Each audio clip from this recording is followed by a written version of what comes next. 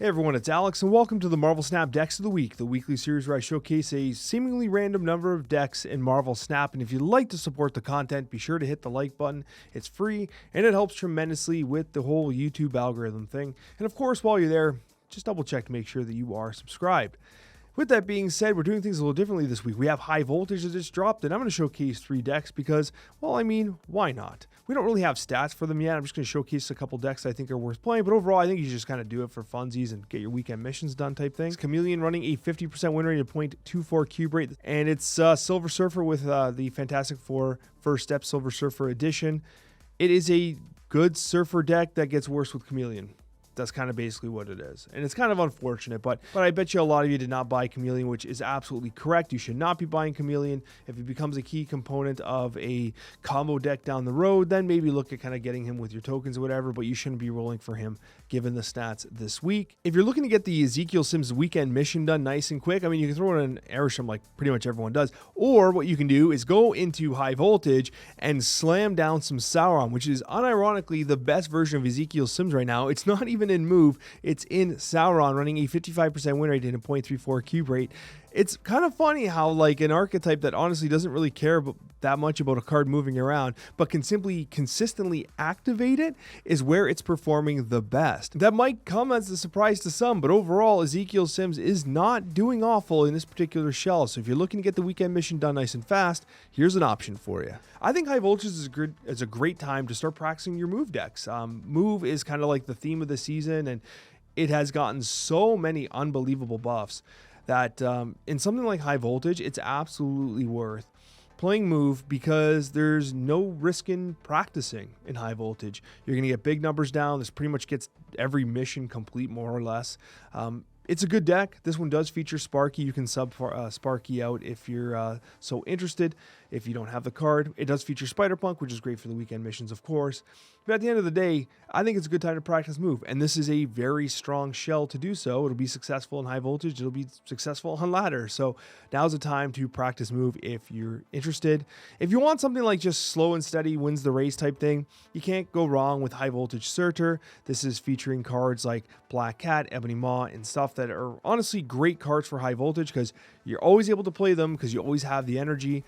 Surtur, Starbrand, Atuma, and whatnot, they definitely clap cheeks in a game mode like this, and you're most certainly able to take advantage of the Enchantress because you're going to see a lot of ongoing decks and Zoo decks that are going to be having Khazars and Blue Marvels on the field to play in something like a High Voltage. So if you want to get a couple dubs and play some big cards, this will do exactly that.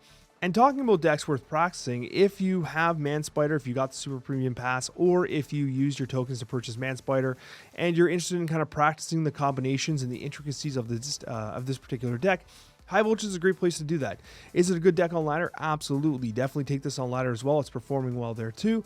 However, in High Voltage, I think it's very risk-free to test out these interactions, feel the play lines out, and then take that experience into the Ladder successfully. But what I will say is that the win rate on this on Ladder has actually come down pretty substantially, mostly because people are playing a lot of Shang-Chi. People are playing specifically Shadow King more often, and I think that it's a definite cube stealer. So if you're playing a Manspider deck and they snap into you after you've revealed your Manspider play, you need to know what's coming, right? So anyways, that's High Voltage, and that's the bonus weekend mission deck. Let's talk about the ranked decks. Coming in at number 10 this week, we do have an ongoing deck running a 57% win rate and a 0.50 cube rate. I should add that the statistics for this week are utilizing ranked stats from ranked 80 to 100. There is some bot inflation there, but I wanted to incorporate the largest volume of games possible. There just simply isn't a lot of games being played at Infinite right now, and so as a result, the stats are a little more wonky, and a lot of you are probably still ranking up towards Infinite anyways, and so the stats kind of do reflect what that ranking process looks like. Ongoing, 57% win rate. It's a solid deck. This has been one that we've seen a couple times. You are seeing the Mercury being brought in specifically to counteract Move. It's one of the reasons why this deck is performing so well. Not only is it a great hit alongside, the Moonstone, Captain America, Mystique combinations, and obviously your Iron Man Mystique combos are great. Spectrum loves hitting everything across the board here. Mercury just completely shuts down move, and you're seeing a ton of move right now, and so you have a snap condition when you play Mercury on top of their Madam Web or whatever, right? So I really do like this deck. I think it's a good time to play it. If you are missing a piece or you don't want to play Mercury, Mr. Fantastic honestly works pretty good in these decks as well. So there's a couple different options for you. Ongoing, number 10. Going to number 9, we have Toxic. This is one of my favorite archetypes right now, and actually you can even play Chameleon in this, although statistically the Chameleon version is just not nearly as good as this version. And that's what I was kind of concerned about with Chameleon. You're simply better off running Shadow King than Chameleon. It's just that simple, right? Shadow King gives you a lot of counterplay against the Man Spiders and some of the more greedy decks we're seeing out there, and honestly is just a great deck around the board, man. It's just a solid list. I love the idea here of the Wiccan Shell allowing you to play Ajax and Hazmat on turn 6. You have that 8 energy, 5 and 3. It allows you to kind of play that combination down and legitimately flip some lanes. Diamondback's a lane winner as well, especially when it's behind Malekith. You know it's going to reveal, and that ongoing effect is going to take advantage of what Hazmat's going to do. You have that very consistent line of the Quicksilver Domino. Luke Cage has a ton of versatility as well, and because it's a Wiccan deck, speed tends to get the very surprising powers. It's just a really overall solid deck. I wouldn't change a thing in it. I love it. It's a solid list if you're looking to rank up towards Infinite. Coming in at number 8, we do have Victoria Hand. Victoria Hand running a 57% win rate and a 0.58 cube rate. Despite the nerf to Misery in the most recent OTA, Victoria Hand still represents a very good option if you're looking to rank up towards Infinite. Obviously, Hood and Misery are fantastic combinations there, but it goes further than that. You do have the Mirage, which tends to generate a lot of value alongside Victoria Hand. You have the Frigga. Now, this particular list is running Moon Girl. I do like the Moon Girl variations as well, in particular if you happen to get your Quinjet down early, because you're able to really make some miraculous turn 5s and 6, considering you have the Quinjet Moon Girl combination, and then therefore it's just free real estate. You get to play down tons of cards, and if you're copying Victoria Hands for later in the game, you're able to really double dip on the Victoria Hand combination. Frigga serves an excellent purpose in this deck as well, and overall, I like this one a lot. Victoria Hand continues to be very viable despite the nerf to Misery. Coming in at number 7, we have Classic Destroy. Not too much to say here. It's a little heartbreaking that the Moira version does not outperform this standard version. 58% win rate, 0.57 cube rate. It's overall just an excellent choice. We're not seeing as much end of turn, but when I was testing this deck, I was playing the Moira version, honestly, but when I was testing it, I am still seeing a lot of end of turn out there, and so the Sunspots and the Black Cats and the Hydration Bobberts, they get smoked by something like a Killmonger. Honestly, the deck is good. It's just extremely well-rounded, and if you don't have a large collection, Destroyer represents a very straightforward, budget-friendly option to rank up towards Infinite. You absolutely can get to Infinite here. I'm still a little sad that X23 did get nerfed. That one power off of it does feel like Null is weaker. It's not a secondary option for the Hulkbuster or for the Agonies.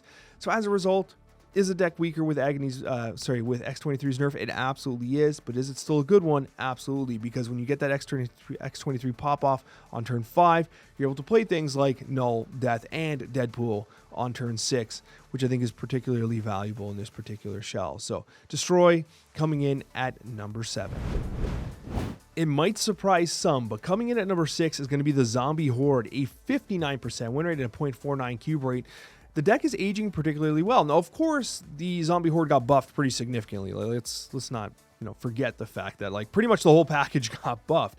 But alongside the Hunger, alongside Zombie Scarlet Witch and Zombie Giant Man, and this particular shell, believe it or not, running Zombie Sentry as well, I'm impressed. And it goes to show you that it was only a matter of time before we really started to iron out this archetype. And it kind of pains me to think that at the end of the day, despite all the ups and downs this archetype went through, it's an Elsa Kitty Pryde shell that ends up being the best place for Scarlet Witch, because that's kind of what we saw early on, and then we started cutting the Elsa Bloodstone. We recognized the Kitty Pryde, obviously, as that repetitive play into the Zombie Scarlet Witch to generate that additional power, but now playing that into the right side location, having the Zombie Mr. Fantastic as well, and then using the Zombie Sentry to just generate massive power, and using the Zombie Giant Man as a legit closer for the end of the game. Again, it's the Gilgamesh of the Horde archetype.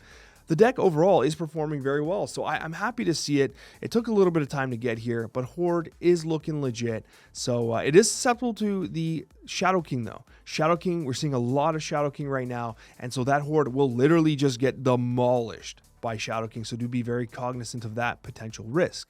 Coming in at number 5, we are going to have a Redwing Move. Now, this is one of my absolute favorite decks of the week. Redwing Move has seen some play here and there, and I remember a couple months ago we talked about it pretty frequently, and it just kind of fell off. And then now it's making a comeback at a 60% win rate and a 0.50 cube rate. What I like about this deck as well is it features Spider Punk, so if you're looking to play some Spider Punk, you absolutely can. I almost want to squeeze Zorn into this deck if I can. If you're missing Sparky, you can absolutely put Zorn in here if you have Zorn, I guess, anyways. What I like about this deck is it kind of focuses in on that like Redwing Move, but the Dracula dump stuff a little bit too. You're hitting the Infinauts, the Gigantos, and you're also playing Galactus Fantastic Four First Steps, who his traditional like tech slop deck isn't in the top 10 this week, but that is still a really good deck, but we've talked about it so much. I want to show you something a little different, and that's what this deck is. I like this one a lot. You also have the secondary winning lines of like just getting massive Human Torches, Heimdalling it and stuff like that. And of course, when you Heimdall, you're going to proc Redwing anyways. And so I think that's particularly interesting because you remember, you're going to put that Redwing card into the location that Redwing left, allowing you to perhaps offset the power push of like, well, you know, Human Torch is going left, but Redwing is going to leave some juicy content on the right side for you to help you win that lane too. Really like this deck a lot. If you want to play something a little interesting, this is definitely the one of the week. And then we're going to be going into number 4 here, and it is, as I mentioned prior, end of turn. We're still seeing quite a bit of end of turn, and the stats don't lie. 60% win rate and a 0.53 cube rate. The stats are great across the board. Despite the fact that we saw Black Cat get nerfed, the decks are still good enough that Black Cat is still being played. Black Cat into something like an Adam Warlock is beneficial because you tend to draw very effectively, and then it enables your combos, right? Jocasta, Invisible Woman, and Prodigy seem to be joined at the hip. I shouldn't say that. Prodigy is seeing some play in some different stuff, but Jocasta and Invisible Woman specifically have literally only being played together with this type of combination. So if you're sick of end of turn, I got bad news. It's still really good despite the nerf to Black Cat. I mean, this whole shell has been kind of nerfed over and over at this point. But you know, it has come down a little bit in popularity, but it's still something you can rely on if you're looking to get the infinite.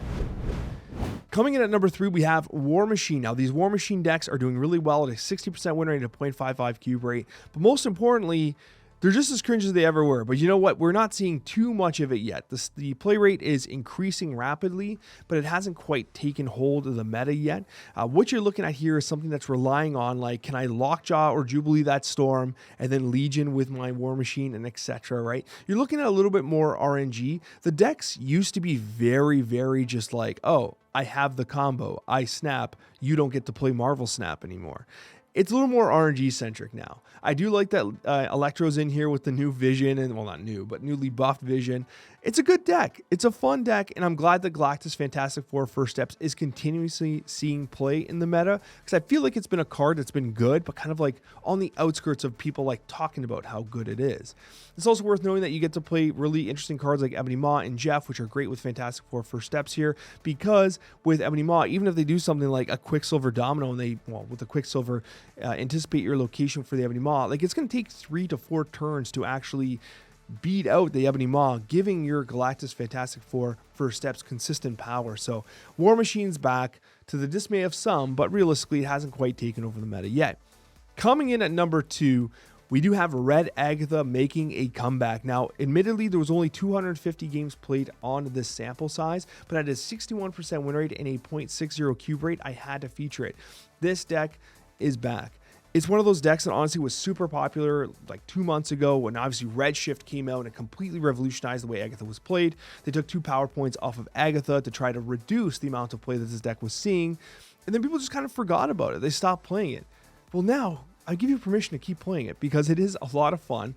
Redshift is massive here. I love the Lockjaw inclusion as well. I've been playing Lockjaw here and there, and especially with like Umbaku C3, which surprise, surprise, doesn't make the top 10 decks of the week. But if you want to play the good boy Lockjaw, you can absolutely do it in Red Agatha, which is a great choice if you're looking to rank up. Is the play pattern predictable? Maybe. but it's a fun deck and you're going to get cubes.